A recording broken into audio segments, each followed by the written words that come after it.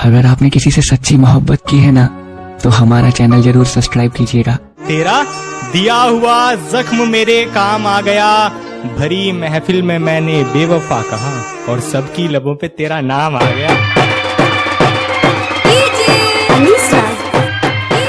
presented by विदेशी लाल entertainment.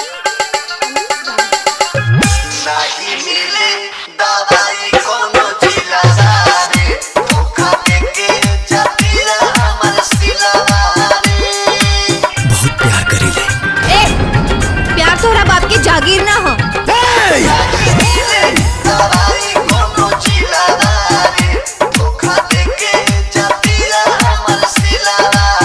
बहुत प्यार करेला हम तोहरा से, ना जी पाई तोहरा बिना। बहुत हो गई, अब तू यहाँ से चल जा, हम थोड़ा से प्यार ना करेंगे, ना करेंगे।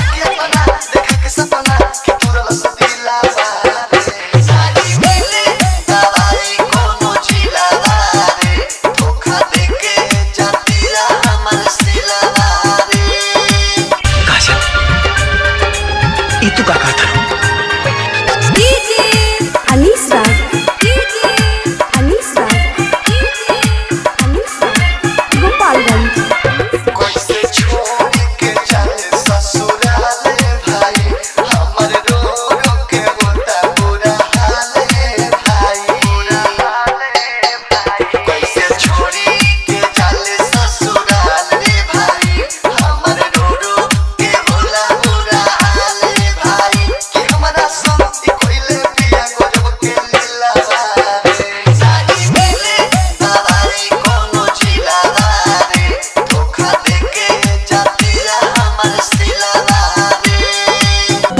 अंगूठी पहिरा दिला से अगर तू ओकर हो जाइबो तहिला हमरा हाथ से पहिला अंगूठी, तब तो तू हमार हो जाइबो ना। ये तो का करत है?